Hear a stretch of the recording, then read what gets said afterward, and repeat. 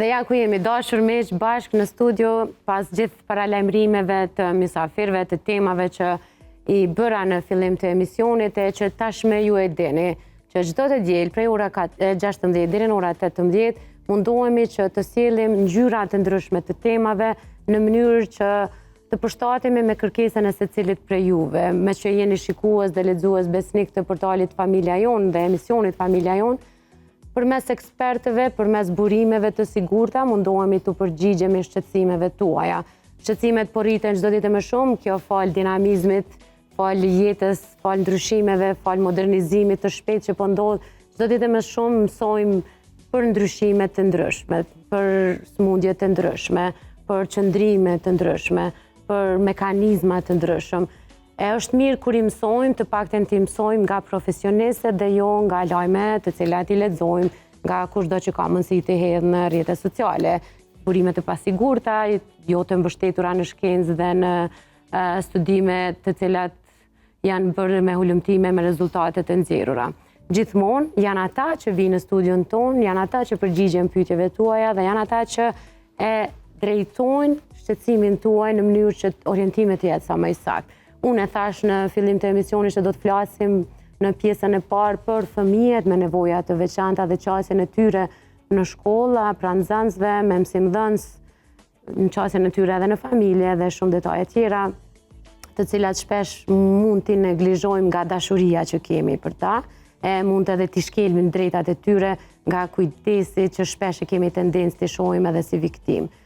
Janë profesionistët shëndetësor ata që mirën me qasjen e duhur. Në studio për të folur për këtë temë kam mikun e Familja Jon, psikologun klinik Visar Sadikut dhe Arben Zabeli, pedagog special dhe njëkohësisht mësimdhënës mbështetës. Mirë se erdhët. Shumë kënaqësi ju pas studio. Mirë se gjetëm. Është privilegj për ne me qenë prezant tek ju për me ndaj informata me komunitetin. Faleminderit shumë. Arben është i raport që të kemi studio, por shpresoj që mos jetë e fundit sepse keni shumë çka për të dhënë dhe për të informuar nga profesioni që ushtroni tash të sa vite në Kosovë. Faleminderit për ftesën. Shumë faleminderit juve. Visar, unë e thash që qëllimisht dola në pozitën edhe të prindërve edhe të familjarëve. Dashuria e madhe që na jep ata fëmijët me nevoja të veçanta, kujdesi i veçantë që kërkojnë. Shpesh pa dashje mund t'i trajtojmë si viktima e pa dashje edhe qasjen e kemi të gabuar me ta. Kjo nuk ndodh vetëm shpe, po ndodh edhe në institucione. Në të vërtet, kur punojmë me njerëzit, ne jemi porta e parë me të cilën ta ballafaqohen në momentin kur marrin një lajm lidhur me zhvillimin e fëmijëve të tyre ose çështje e cila nuk është duke shkuar krahas, me thon moshës kronologjike, kemi një zhvillim atipik. Do thotë ne e mbarim përgjegjësinë ose mbartim përgjegjësinë për me mujt me informu familjen në detaje në mënyrë se çka duhet të bëjmë tash tutje. Mirë po, familja po mobilizohet ndoshta, ai ka ato mekanizmat e mohimit derisa të jetë në gjendje për me pranu realitetin dhe pastaj fuqizohet të resurset e fëmijës dhe mobilizohet.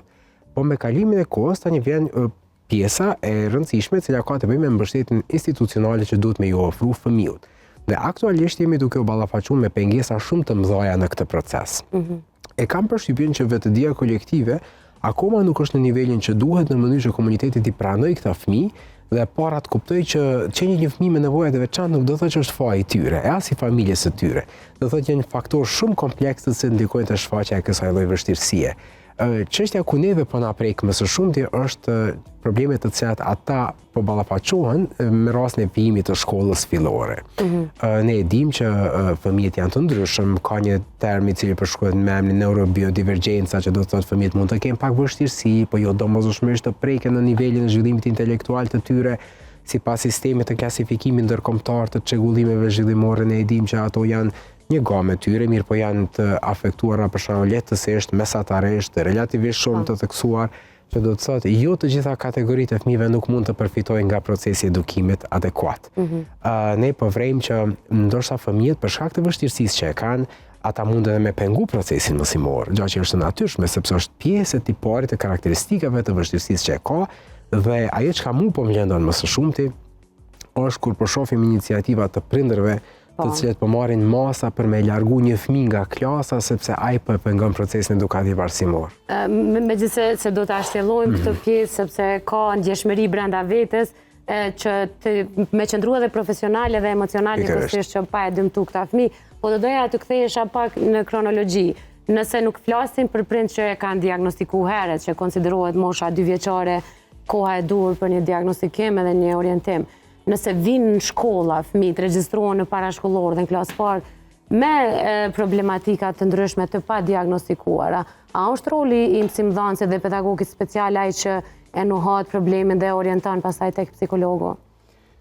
Po, është saktësisht, do thotë shkollat bëjnë pranimin e nxënësve pa varësisht dallimeve të cilat ata mund të kenë. Pra, secila shkollë dhe konfor udhëzimeve administrative kanë një ekip shkollore në të cilën bëjnë pranimin e nxënësve dhe nga aty vërejnë disa vështirësi që mund të kenë ndonjë prej nxënësve. Pra, aty bëhet një lloj pranimi i nxënësve, një lloj vlerësimi, pastaj duhet që ta përcjellin fëmijën për një periudhë të caktuar, kur fillon mësimin e klasën e parë, që me udhëzim administrativ është 3 muaj, që të shikojnë janë disa aspekte, janë instrumentet e veçanta të KNF-s, që janë dokumentet e Ministrisë të Arsimit, të cilat janë të akredituara, dhe mbledhen informacion për të gjitha fushat, janë 21 aktivitetet të sjelljes së nxënësit. Sikur në aspektin vizual, aspektin e menduarit, aspektin e sjelljes, dhe nga formular pastaj bëhet inicimi i rastit, sigurisht duke bashkëpunuar dhe duke me pëlqimin e prindit,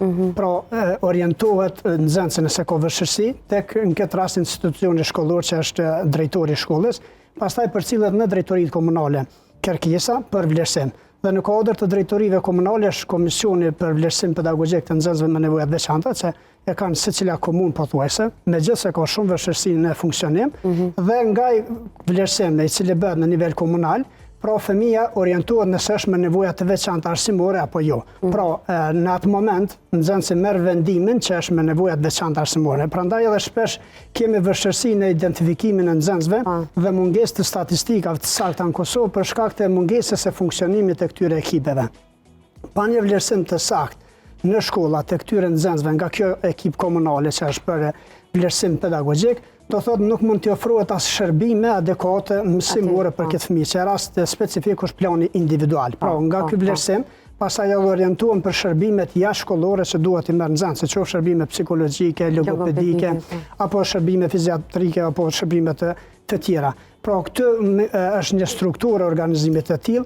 Pastaj rekomandimet që jepen nga ekipa komunale, që në përbërje ka edhe psikolog, ka edhe pedagog special, ka logoped, edhe është zyrtari komunal i arsimit, dhe merren informacionet nga prindi, nga mësimdhënësi për atë periudhën sa është vëzhguar nxënësi.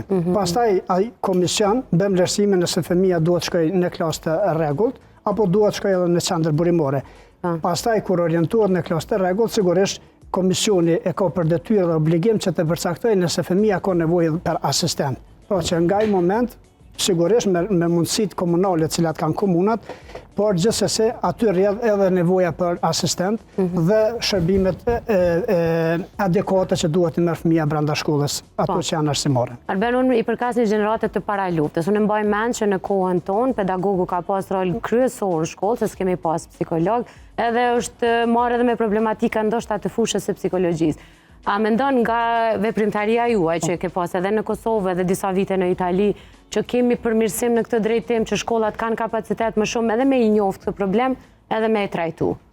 Unë kam pas fatin edhe vetë jem kohën e paraluftes. Në vitin 2001 kemi qenë gjenerata parë një drejtimit universitar që ka qenë pedagogji speciale, ka qenë një drejtim që ka funksionu për 2 vite, edhe pothuajse ajo gjenerat funksionon në gjithë Kosovën dhe kontribon në arsimin gjithëpërfshirës, pedagogë special në këtë rast, dhe kanë bërë një punë shumë të mirë. Pra, në gjatë kësaj kohe, sepse në kohën e paraluftes kanë qenë shkollat speciale të ashtu quajtura në atë kohë, pra me punën e Ministrisë të Arsimit, të drejtorive komunale, komunave janë bërë disa hapa shumë të mirë. Në një kohë kanë qenë klaset e bashkangjitura, që kanë qenë vetëm për nxënësit me vështirësinë të nxënësit, pra ka qenë një urë ndërlidhse mes qendrës shkollës speciale dhe shkollës së rregullt, ka qenë një mes klasë të bashkangjitura, që unë kam pas fatin të jem edhe mësimdhënës për 5 vite në aty klasë të bashkangjitura, dhe ka qenë një lehtësim sepse kur fëmijët kanë pas vështirësi, kanë kalu nga klasa e rregullt në klasë bashkangjitur për një mësim plotësues. Dhe mendoj që për këto vite është bërë një punë shumë e mirë, ka përparime edhe ka avancime të mëdha në këtë aspekt, po prapse ka vështirësi të cilat do të na shoqërojnë. Janë vështirësi që i shoqërojnë edhe vendet më të zhvilluara, sidomos kjo pjesa e komunikimit me prindër dhe pjesa e sensibilizimit të opinionit për rëndësinë e përfshirjes të nxënësve me nevojat veçanta në shkolla. Po, Visar, ndoshta mund të nglloj sikur ka humanizmi, njerëzillëku, çdo ditë më shumë shohim lajme ku prind bajnë peticione për largimin e një fëmije me nevojat veçanta, se po e pengon procesin mësimor me tek fëmijët me sjellje tipike. Si është rruga e duhur? A dallon nga spektri i çrregullimit? A është e nevojshme një fëmijë me nevojat veçanta që ka një spektër më të zhvilluar të azëm të autizmit, i cili nuk përfiton asgjë nga ajo që ka mësohet në një klasë të rregullt? A humba po fiton atë klasë të rregullt? Si qëndron realisht, si është mirë të funksionojë kjo çështje? Kjo është shumë mirë e rregulluar sipas një sistemi të vlerësimit të cilin ne psikologët e kemi. Që do të thotë janë vlerat përkatëse, të cilat mund të flasin deri në çfarë mase fëmiu është i afektuar nga një çrregullim përkatës.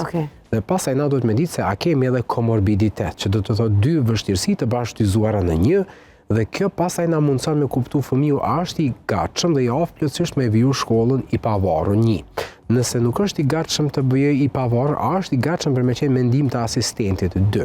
Mirë po nëse kemi një formë shumë të avancuar të problemit, mundet me kalu në shkollën burimore 3. Problemin më të madh e kemi për faktin që zakonisht edhe kolegu e përmendi që kjo është shumë mirë e dizajnuar me legje, me plane, po tash vën shumë në pikpyetje e zbatimit tyre. Ne kemi shumë herë raste kur fëmiu që nuk është fëmijë i cili duhet të shkojë në një shkollë burimore për shkak të problemeve të caktuara të cilat lidhen zakonisht me mosndjekjen e këtyre procedurave përfundon në një shkollë të tillë. Dhe na kemi vërejtur që fëmijët të cilët nuk janë të destinuar për me shku në shkollë burimore dhe përfundojnë në shkollë burimore, kapacitetet e tyre zbehen. Ndërto që do të thotë kapacitetet njohëse, zhvillimi i tyre gjithmbashëm, intelekti i tyre po ashtu dhe më e rëndësishme është ndërveprimi social. Ne duhet me kuptu që ndërveprimi social është një sistem i sjelljeve të cilat kanë të bëjnë me njohjen e normave dhe me mënyrën funksionale për me ndërvepru me njëri tjetrin. Do të thonë shumë i rëndësishëm se kjo neve na ndihmon më vonë në jetë me fitu autonominë, pambarësinë duke bashkëvepruar me njëri tjetrin. Nëse na i çojmë këta fëmijë, të cilët nuk janë të destinuar për shkollë burimore, në shkollë burimore, ne po i deprimojmë ata fëmijë dhe po rrezikojmë autonominë e tyre kur ata rriten dhe të bëjnë individ, domethënë të rritur. Po, që të jemi më të qartë dhe të na kuptojnë ata që po na shikojnë, se ka persona edhe të cilët janë para një vendimi ta çojnë në shkollë apo në shkollë burimore. Cilat janë ato sjelljet ose problematikat e një fëmije, qofshin të mësimdhënies, qofshin edhe të sjelljes së përgjithshme, të cilat konsiderohen për shkollë burimore dhe të cilat tjerat janë ato të cilat mund të ndjek mësim në një shkollë të rregullt. Atëherë nëse nalemi te kjo pjesë ne shohim të mbështet në vlerësime. Për shembull fëmiu vlerësohet dhe se ka një vlerë të koeficientit nën vlerën 55. Po, atëherë referohen për me shku në shkollë burimore sepse do të thotë që kemi të bëjmë me një deficit të moderuar, me shkallësi shumë të afektuara, potenciali për me u vetë rregullu, i thojmë na për me kontrollu vetveten shumë i dobët, edhe mendimin e asistentit fëmiu nuk mundet me përfitu në asnjë rrethon, atëherë duhet patjetër me përfundu, domethënë sepse është adresë, na nuk kemi kundër shkollës burimore, po ne jemi për shkollë për domethënë me adresu fëmijët saktë aty ku duhet. Që edhe atje me pas avancim pastaj ata. Pikërisht pra, mirë, po nëse vrejmë që vlerat nga shkatësitë e tyre nuk janë në këtë vlerë, ata nënkuptohet që mundet me viju përmes ndihmës së asistentit përmes shkollës. Po na kemi edhe një të lashë shumë të madhe tjetër që tash po na, domethënë po vjen në pa dhe ne shohim një lloj kundërshtimi ose mos pranimit të prindërve që fëmiu të fillojë edukimin me planin individual arsimor. Që do të thotë prindi është dakord që fëmiu të mbështetet me asistentin në klasë, mirë po dua që të shkojë me plan të rregullt, nga frika se mos eventualisht kur të përfundoj shkollën, do të cilësohet si fëmijë me nevoja të veçanta.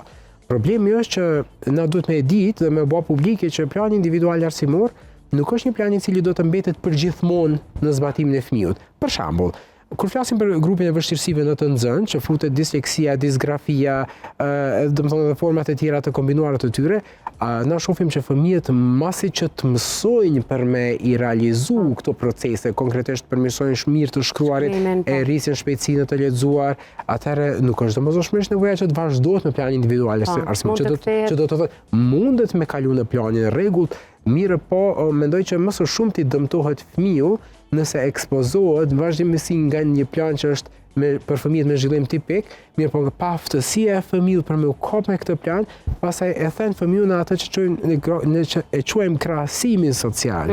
Domethënë fëmiu është vetën si të paaft dhe pastaj mbyllet përgjithsisht dhe ma nuk e kemi mundësinë jo vetëm me çu, por edhe me stimulu për shkollën. Prandaj plani individual arsimor nuk duhet me u pas si një rrugë e cila është e mbyllur dhe që e përkufizon aftësinë e fëmijët, përkundrazi duhet me pas një mbështetje institucionale që ndihmon fëmijën për me mujt me i rrit paktën ato shkallësi që janë të afektuara si pasojë një problemi. Në raste të tilla, Arben, që po i shpjegon edhe Visari, a mendon që një plan individual mund ta ndihmojë një fëmijë në këto problematikat e vogla që i përmendi edhe pa një asistent vetin personal? Të thotë në praktik, zakonisht nga ajo ekip komunale të cilën e tham, rekomandon nëse fëmija duhet ketë plan individual apo jo. Dhe nëse duhet ketë asistent apo jo. Kemi në shumë shkolla që ndoshta edhe nuk ka asistent edhe procesi shkon mirë. Sigurisht ka vështirësi, sidomos vështirësia është tek mësimdhënësit nga njëherë që kanë mungesë të informacione rreth planit individual, që ka ndoshta në këtë pjesë mungesë trajnimesh, por gjithsesi ka edhe shumë mësimdhënës që njohin edhe që i ofrojnë mbështetje. Pra, kemi nxënës të cilët kanë asistent, po kjo varet nga vështirësitë të cilat përballen fëmiu, pra deri në çmos ose deri ku ka vështirësi dhe pastaj hyn në procesin e planit individual. Por në këtë pikë është shumë e rëndësishme pjesa bashkëpunimit me prindër, e cila duhet gjithsesi të merret aprovimi nga prindërit, domethënë që të procesohet plani individual. Po në këtë pikë është shumë e rëndësishme që të shtrohet një bashkëpunim dhe të merren informacione sa më detajume për nxënësin dhe të zbatohen pastaj në praktik edhe mësimdhënësit dhe ekipa shkollore, sepse plani individual hartohet nga një ekip shkollore në përbërje që janë edhe mësimdhënës mbështetës edhe psikologu shkollore dhe po prindi gjithsesi duhet jetë prezent. Dhe pastaj mungesa asistente është një prej vështirësive që është prezente dhe që ndihmon realisht prezenca e tij në zbatimin e planit dhe mungesa sigurisht e vështirëson zbatimin e planit individual. Në këtë rast roli i mësimdhënësit mbështetës? Roli i mësimdhënësit mbështet mësimdhënësin e klasës, mësimdhënësin e klasës mbështet edhe komplet shkollën në përfshirjen e gjithë fëmijëve, pa dallime, në ofrimin e një mësimdhënie të përshtatshme, në materiale konkretizuese dhe në punë individuale. Pra, është një mekanizëm që ndihmon që shkolla të jetë gjithë përfshirëse. Procesi gjithë përfshirës është goxha procesi kompleks. Nuk ka rezultate të shpejta. Rezultatet mund të jenë më të ngadalta, po sigurisht bashkëpunimi i mirë, vlerësimi adekuat, edhe puna përbashkët ndihmon shumë këtë proces, sepse nga përvoja dhe nga puna që bëj çdo ditë me nxënës, rezultatet janë të vogla, por janë rezultate motivuese, sepse shet që një fëmijë me nevoja të veçanta, me vështirësinë të nxënë, po të i kalon ato vështirësi, fol punës, pra në mënyrë mësimdhënësi, këtë rast është hero. Pra, sepse po ndihmon që në një të ardhme një fëmijë mos të orientohet nga qendrat burimore që e thamë më herët në një ambient tjetër, që por të jetë brenda fëmijëve edhe shkollës në cilën merr shërbimet e mësimdhënies, përkundër që ka vështirësi edhe brenda klasë, sepse kemi fëmijë me vështirësi të ndryshme që shpeshherë edhe ndoshta bojnë ndonjë skenë ose ndonjë veprim që nuk është në soza të normalitetin thojza për nxënësit në pjesën nxënësve. Mirë, po është përparësi që nxënësit nuk janë domethënë paragjykues dhe pranojnë të tillë. Edhe nga praktika domethënë edhe përkundër se një fëmijë mund të bëjë ndonjë veprime që nuk është në vetdijen e tij ose bën në mënyrë spontane, por nuk zgjon kurrëshet e fëmijë të tjerë dhe krijon në mënyrë fëmijët krijojnë edhe tolerancë, sepse në këtë rast ata po njohin fëmin pjesën e mirë, pro pjesën aftësit, ose prandaj këtu është një kontribut shumë i madh i mësimdhënësit që përmes planit individual të vënë pa informacionet ose aftësitë e nxënësit. Pra, atë që fëmija din, jo atë që fëmija nuk din, sepse shumë fëmijë edhe prandaj jemi të ndryshëm që jo secili kemi talent çdo lëm mësimore. Por qëllimi i mësimdhënies adekuate ose gjithëpërfshirës që mësimdhënësi dhe ekipa shkollore në këtë plan individual të i përcaktojnë rezultatet krahas kërkesave dhe nevojave që ka fëmia. Do thotë deri sa një nxënës i klasës tij ose i klasës paralele mund të shkojë në mbledhje, shumëzim dhe pjesëtim, që është në disa funksione matematikore shumë të vështira, ky nxënës mund të shkojë në mbledhje dhe zbritje të numra më të thjeshtë. Por që me kalimin e kohës, me punën e asistentes, mësimdhënësit dhe planit individual, në një kohë të caktuar e arrin që shpesh na befasojnë nxënës, sepse kanë periudha të ndryshme që në të cilat kalojnë, por gjithsesi bashkëpunimi i gjithë këtyre aktorëve edhe puna përmes planit individual, përmes bashkëpunimit, ndihmon shumë fëmijët që të t'i kalojnë këto vështirësi. Po, që ta qartësojmë, ky plani individual në shumë shkolla, sidomos private, funksionon edhe tek fëmijët të cilët nuk kanë ndonjë nevojë të veçantë, po kanë një ngecje në matematikë. Janë të mirë në të gjitha lanë, edhe unë e di në disa shkolla bëhet orë shtesë, punohet me qatë fëmijë në qatë lanë, edhe nuk është diçka me e marrë gjithmonë keq, që tha dhe Visari se e marrin para gjykimin për bazë ma shumë se përfitimin. Realisht plani individual bëhet vetëm për nxënësit që janë me nevojat veçanta.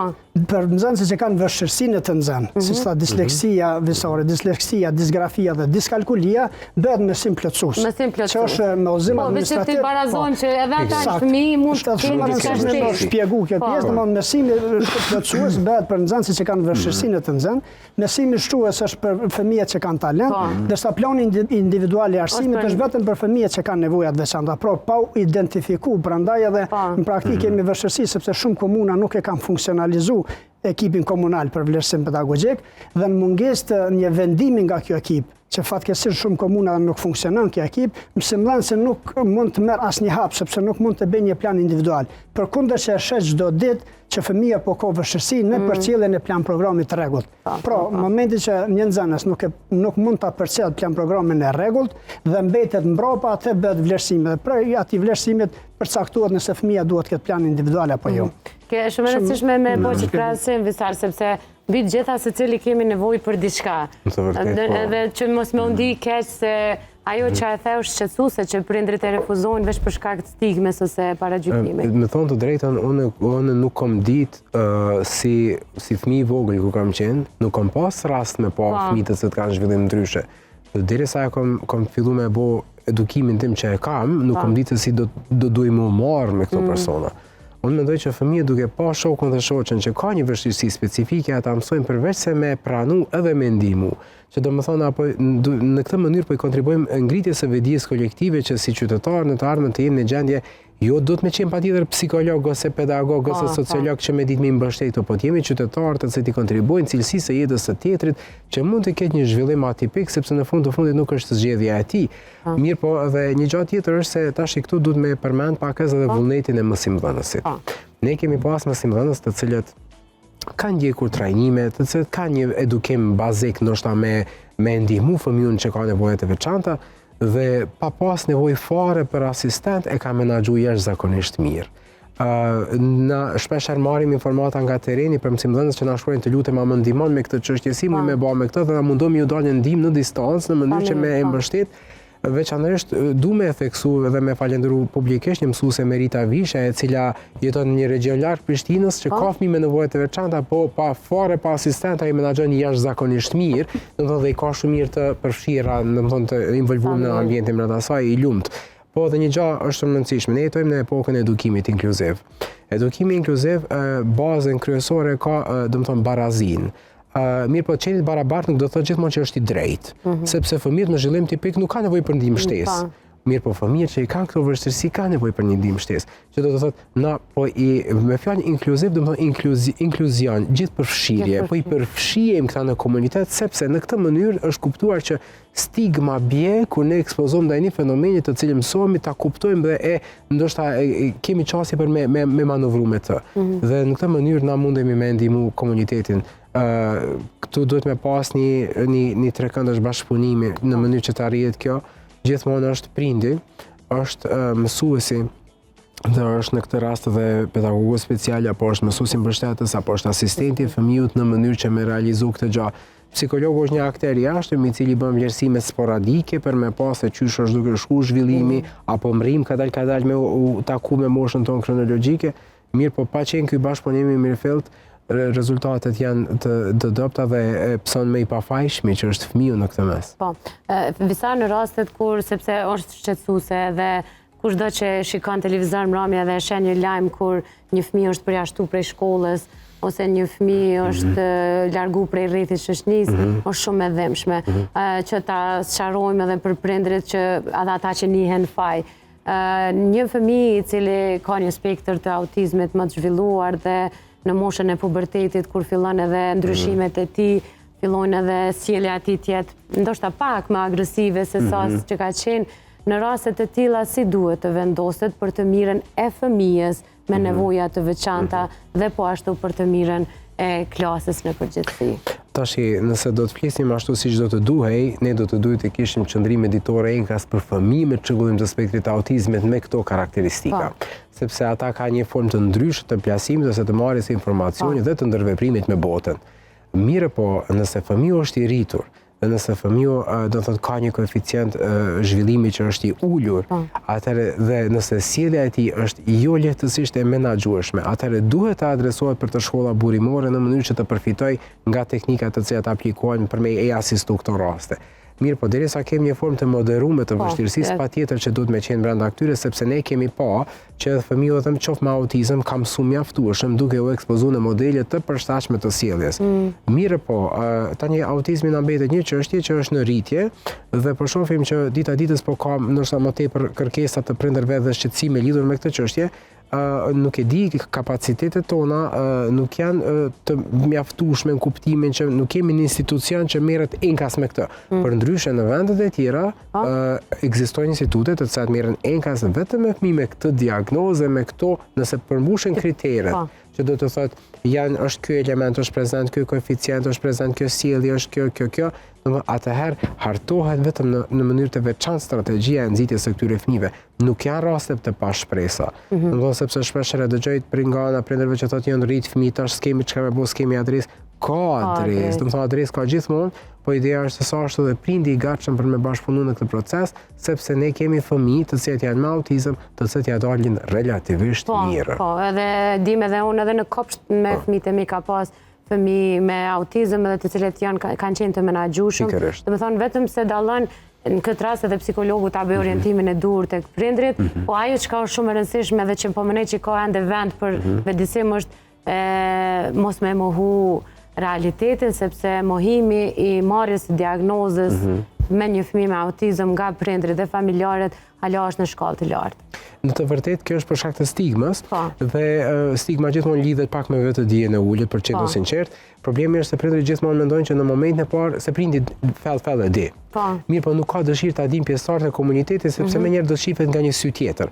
Ky syni tjetër nuk është syni paragjykimit gjithmonë. Ky syni tjetër është syri me të cilin apo provojmë i ofrojmë një ndihmë që prindi mund të mos e ketë ditur. Do shta t'i ofrojmë një zgjidhje që prindi nuk ka pasur rast me e pa.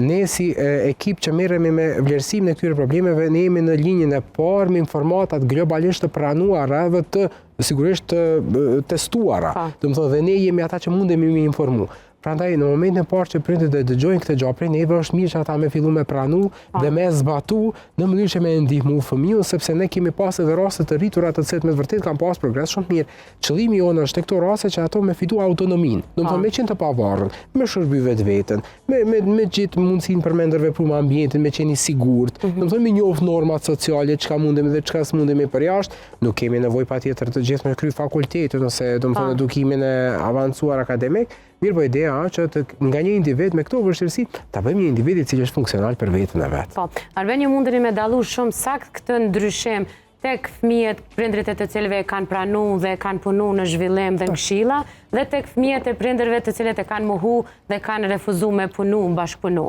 Sa? Mund ta bësh këtë dallimin të nxënësit të shkollave. Po, nganjëherë edhe është mirë edhe secili prej nesh del edhe nga una prindit. Por shpesh edhe prindi në ndonjë situatë caktuar kur e dërgon fëmijën në shkollë dhe sheh që ka mungesë asistenti, ka mungesë të një qasje profesionale që shpesh edhe ndodh në praktikë nga una mësimdhënëse, jo ndoshta për fojën e mësimdhënësit, sepse kemi në fatmirësisht edhe kemi shumë mësimdhënës të mirë. Për shembull kemi mësimdhënës shumë të mirë, po është matematicien shumë i mirë, ose është fizikant shumë i mirë, po i mungon kjo pjesa e zhvillimit profesional për trajtimin e nxënësve që kanë vështirësinë të mësim, ose nxënës që ne dikur i qunim mesator ose nxënës të datë. Pra duhet një metodologji e përshtatshme, një metodologji bashkëkohore që duhet bëhet quhet mësimdhënie diferencuar, që duhet ja përshtatum kërkesave, aftësive dhe nevojave të secilit nxënës. Prandaj edhe mësimdhënësit kanë shpesh mungesë trajnimesh për qasje individuale të fëmijës. Dhe në këtë aspekt, nëse mësimdhënësi është bashkëpunues, nëse mësimdhënësi dëshmon para prindërve, pra edhe duhet krijohet mbi të gjitha një kulturë komunikimi mes prindit, mësimdhënësve që Visore e tha 3 këndshë, po në shpesh herë tham edhe shumë këndshë, për shkak se tash edhe është pjesa e ndikimit të teknologjisë, e cila është bërë pjesë e jetës, e që po ka ndikim shumë të madh në këtë aspekt dhe me ekipet të cilat i përmenëm. Pra, duhet mësimdhënësit të krijojë brenda klase një frymë bashkëpunuese që spori fëmija të ndihet i pranuar, sepse na po përmendëm gjithë përfshirjen ose inkluzionin, por shpesh herë është edhe integrimi në praktikë në shkollat tona që fëmija vetëm përfshihet brenda shkollës. Dhe shumë shkolla thonë po kemi fëmijë me nevoja të veçanta. Po kemi, po ku është situata ati? A është i përfshirë në plan program, a është i përfshirë në aktivitete, a dallohet brenda klasën në një lëndë të caktuar, pra duhet jetë një profesionalizëm i mësimdhënësve, që fatmirësisht ka shumë trajnime të akredituar nga ana e Ministrisë të Arsimit, që ata duhet ta ndjekin, por jo që kanë fajin mësimdhënës, sepse duhet edhe shkollat me buxhetin që kanë edhe komunat me buxhetin që kanë të organizojnë trajnime në bazë të kërkesave të mësimdhënësve, në këtë rast që mësimdhënësit të bëjë kreative në orën mësimore, që mësimdhënësit të di të dhenë pa vlerat ose talentën e nxënësve, sepse në këtë rast fëmijët me nevoja të veçanta shumica prej tyre kanë talente që vetëm duhet punohet si ekip, si mësimdhënës, si psikolog shkollor, mësimdhënës mbështetës, edhe profesionistë tjerë të vënë pa, pra që fëmijët e tjerë pastaj nëse ai është sportist i mirë, ata kanë me dash për aftësinë sport që ka, nëse ai është këngëtar i mirë, kanë me dash për aftësitë që ka në këndim, apo nëse është i mirë shpirtërisht dhe zakonisht janë të afër, dinë me ofru dashuri, dinë me ofru. Prandaj unë në këtë rast edhe i inkurajoj mësimdhënësit që të pranojnë sa më shumë, domethënë mos t'i refuzojnë fëmijët me nevoja të veçanta vetëm se ndoshta kanë një paragjykim, por të ofrohen dhe të njohin natyrën e tyre, sepse dinë me ofru shumë, edhe dinë shpesh me ndiku edhe në jetën personale tonë në mësimdhënës, që në një mënyrë më na bëj jetën më të bukur, sepse diversiteti është ajo që ne na bën të duam gjërat ndryshe. Pra në këtë mënyrë ata pranohen brenda klasës dhe bëhet një përfshirje, pavarësisht që në një lëndë mësimore mund të ketë vështirësi, fëmijët e ndihmojnë. Po them nga praktika, por gjithsesi duhet që mësimdhënësit të kenë dëshirë për të ndjekë trajnimet, të kenë mundësi dhe që është një këshill që e kisha jap edhe tek mësimdhënësit, po tek prindërit të trokasen për institucione adekuate që të kërkojnë të drejtat e veta. Në këtë rast kërkojnë zhvillim profesional, prindërit kërkojnë shërbime adekuate, kërkojnë asistent, sepse unë i takoj në një kohë që kur janë pranuar për herë të parë asistent, para 7 vite kanë ndodhur, kanë filluar një fazë e kualifikimit të asistentëve nga ana e Agjencionit për Aftësim dhe Arsim Profesional, tash është gjenerata 7, në cilën jam mësimdhënës që përgatiten asistent që të pranohen në punë për fëmijët me nevoja të veçanta, dhe ka qenë një fazë që nuk i kanë pranuar brenda klase. Mu ka dosh mu individualisht me merr me një klasë, me një grup prindërish, sepse kam qenë dhe zyrtar për gjithë përfshirjen në nivel komune, me i taku edhe me i bindë që kjo asistentja, pozita asistentit është ndihmuese, nuk është shkaktar, sepse shpesh janë ato paragjykimet, vetëm mos të identifikohet fëmija me nevojat veçanta. Jo detyrimisht çdo fëmijë, sepse ne i referohemi te me aftësia kufizuar edhe nevoja veçantë. Ne kur flasim për arsim thojmë nevoja veçantë arsimore, në kuptimin që përgatitjet, po nevoja arsimore që mund të ketë fëmija në këtë rast, dhe jo çdo fëmijë që merr shërbime duhet ose është me nevojat veçanta, dhe jo çdo herë mund të jetë me nevojat veçanta, mund të ketë nevojë të përkohshme të veçanta ose në kuptimin e individualizimit mësimit, ose që tham plani individual, për një periudhë caktuar mund të jetë, se zakonisht plani individual bëhet për 2 vite, po është mundësia e rishikimit. Pra çdo 3 muaj rishikohet plani individual, nëse ka avancim ose ka vështirësi, dhe ndrohen rezultatet e cilat janë të vendosura nga ekipi shkollor për hartim, dhe pastaj në momentin që shohim që janë arrit rezultatet, plani individual largohet dhe nuk ka asnjë vështirësi. Prandaj. Te kjo pjesë Arben kur the mësimdhënësit të duan të avancohen, të trajnohen, të duan apo të obligohen ashta? Të obligohen do të kishte qenë mirë, por se të krijohen kushte. Sepse mësimdhënësit e kanë një lloj obligimi, kusht për me u licencu të ketë trajnime. Janë 100 orë kriter që duhet i kenë për me marrë licencën e mësimdhënësit. Domethënë në mënyrë kushtohen nga udhëzimet që i kemi fuqi. Por gjithsesi kemi mundësi që të zhvillohen prapë, pra kemi mundësi tash edhe që nuk janë të kushtueshme në këtë rast. Nëse kemi një fëmijë me autizëm, spektrin e autizmit, të hulumtojmë në internet sepse janë kushtet shumë të mira. Tash sidomos në kohën në cilën po jetojmë na, as gjuha e huaj nuk është më vështirësi sepse kemi mundësitë e përkthimeve dhe që ti informohesh me gjin sakt. Kështu që janë shumë mekanizma që mundin ata me u avancu, jo vetëm pjesa. Kjo është e drejtë, mirë po me thonë të drejtën është shqetësuese fakti që sa më shumë ka burime që është më pak ka interes. Domethënë përpara na kemi pas mësimdhënës që të kanë thirr, të kanë pyet, të kanë lutem, hajde në shkollën tonë, kemi një rast. Vullnetarisht kom shku, i kom pa, i kom ndihmu. Është dash më bëj një vlerësim, e kom shku personalisht, e kom kry.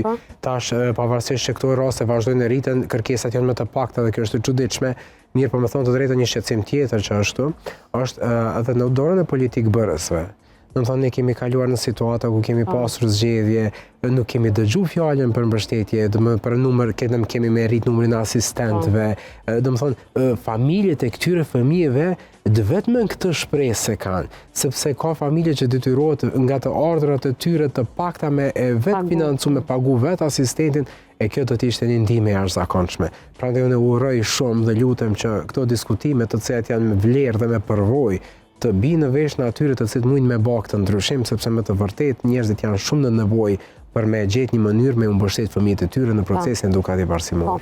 Te kjo pjesë do doja edhe të shtoja sepse shpjegoj edhe burimin nga ana akademike, obligative të tjera, por shpesh fëmijët dinë me qenë shumë empatik edhe e pranojnë me dashnin më të madhe pavarësisht nevojave të veçanta të cilët shoku shoqja mund t'i ketë, a mund të shpesh pa dash me i paragjyku mësimdhënësit, që mësimdhënësit e jetë ajo hallka që e prish që të zinxhirin e empatisë dhe bashkëpunimit që një fëmijë se gjen veten pastaj në atë plot. Fëmijët është e vërtetë sepse fëmijët prindrit e fëmijëve me nevoja të veçanta thonë që shokët e klasës e dojnë. Domethënë me nxespresim në shkollë. Mirë, po ky nuk po di, po ngrihet prej venjit, po i përqafon, po i pengon procesin, na më kuptojmë që po pengon. Mirë, po mësuesja pastaj po bën ankesa me të cilat domethënë ekziston. Kjo mendoj që vjen si shkaz ndoshta i kusheve adekuate. Shpesh mësimdhënësit nga frika që nuk ka vlerësim adekuat fëmia. Nuk ka asistent, edhe mësuesi ose mësuesja nuk ka trajnim adekuat, edhe nga frika që ndoshta nuk mund të bëjë më të mirën për fëmin, shpeshherë vjen ky lloj rezistence, ky ngërç ose lloj organizimi që shpeshherë kemi pa nëpër media, organizim që nuk të prindërve sigurisht që nuk don ta pranojnë një nxënës me nevoja të veçanta, po prap lidhet ajo pjesa që duhet të inkurajohen ta njohin fëmijën. Kjo është absurde, kjo nuk bën as me dorë, kjo do të ndalu me ligj, asomone është nuk ka, është paradoksale. Prandaj në asnjë rrethon unë personalisht jam në anën e prindërve, ku që ishim i mbështes dhe gjithmonë do të jem në zëri i tyre në këtë mes.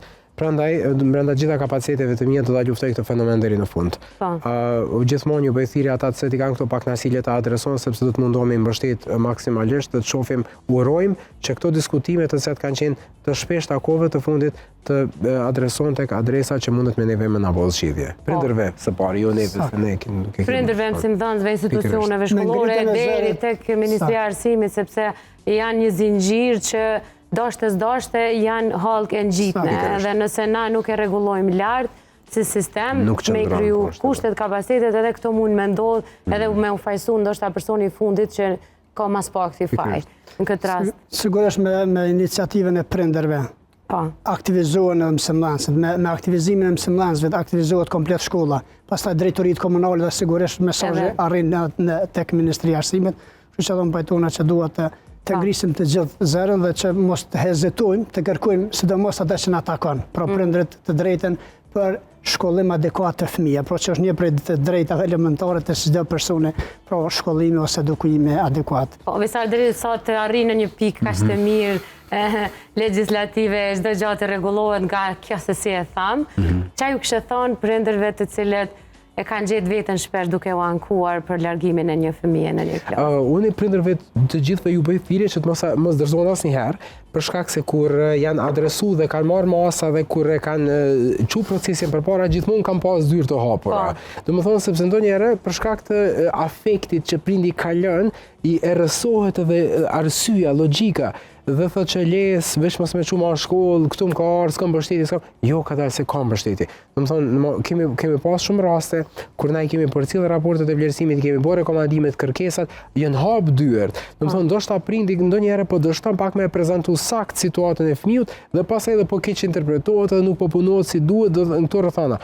Mirë po, prindi fillimisht duhet me qenë i hapur. Në bashkëpunues e pastaj ne jemi hallka tjetër që ndihmojmë për me e zgjidh këtë proces. Ndërkohë që ajo kështë thonë prindërve të cilët nuk dalin pozitën e prindrit me fëmijë me aftësi. Do të doja shumë çka më ju thonë, mirë po vetëm i moderuar të jesh.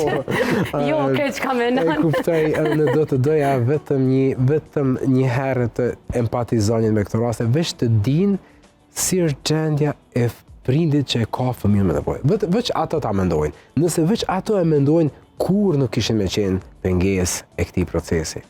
Veç ta empatizoj një herë situatën, sepse as fëmiu nuk e ka zgjedhur këtë çështje, as prindi nuk është fajtori për këtë situatë.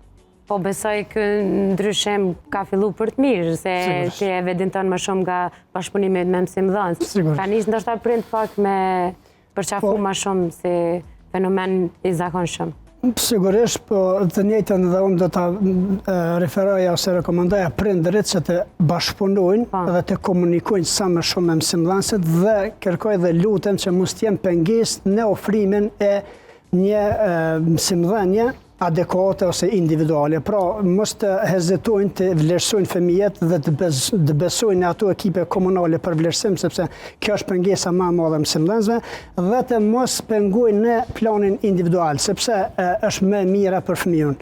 Ajo pastaj do të vret pas një kohe caktuar që me të vërtetë pengesat ose vështirësitë ose mos pranimi për një mësimdhënie adekuate fakturohet ose problemet më të mëdha pastaj shkojnë tek fëmia. Pra vanohet një proces që nuk është dashur të vanohet. Prandaj kërkoj që prindërit sa më shumë të komunikojnë me mësimdhënën, sa më shumë të bashkëpunojnë dhe të ofrojnë më të mirën për fëmijën.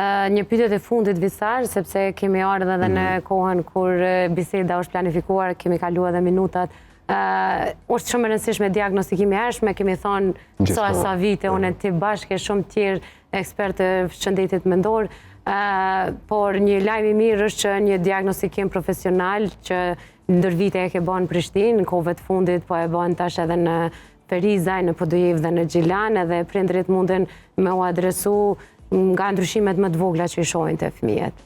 Gjithmonë, në momentin e parë që shohim që diçka nuk është duke shkuar krahas punës, pse mos me bëj një vizitë? Vizita psikologjike është rekomandueshme në momentin e parë që fëmiu bën 1 vjet.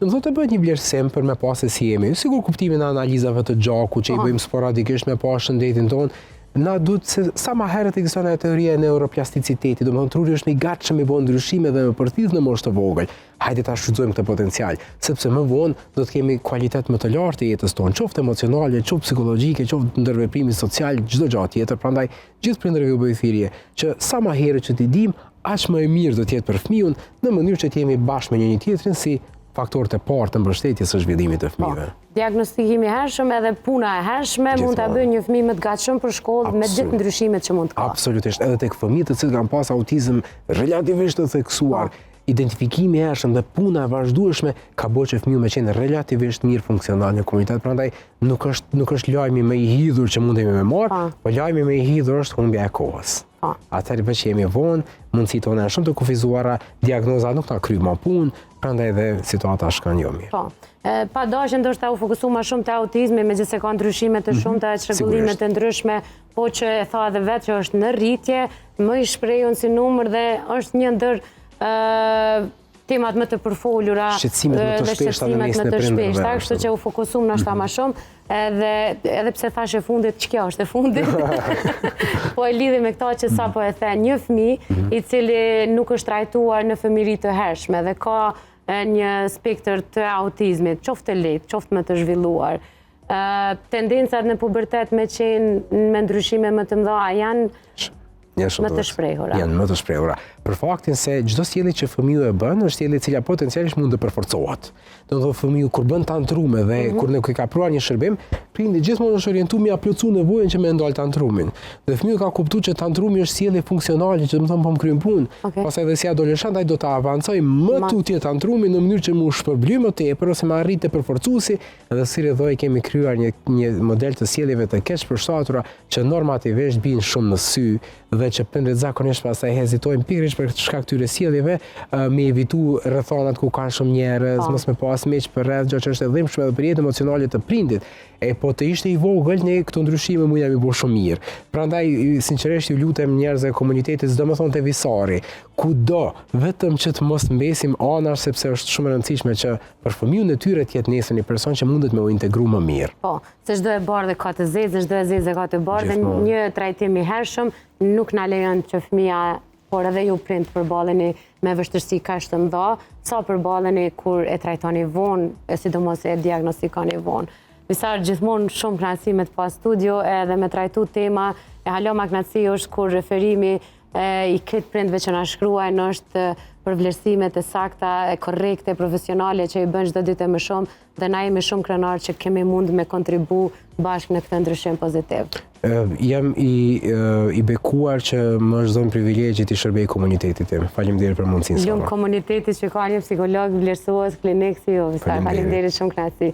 Arben, shumë kënaqësi që të pata në studio. Unë shpresoj që s'kemi na tha jo dhe kemi me trajtu shumë tema, sidomos te kjo pjesa e trajnimeve të asistentëve që është esenciale, sepse mund të kemi asistent, por a janë të përgatitur mjaftueshëm dhe në mënyrë të duhur, është çështje që duhet ta diskutojmë dhe je njeri i duhur që mund ta trajtojmë këtë temë. Kështu që ju presim në studio. Faleminderit shumë dhe po besoj edhe jam i lumtur nëse edhe unë mund të kontribuoj në këtë aspekt që të ndihmoj arsimin gjithëpërfshirës.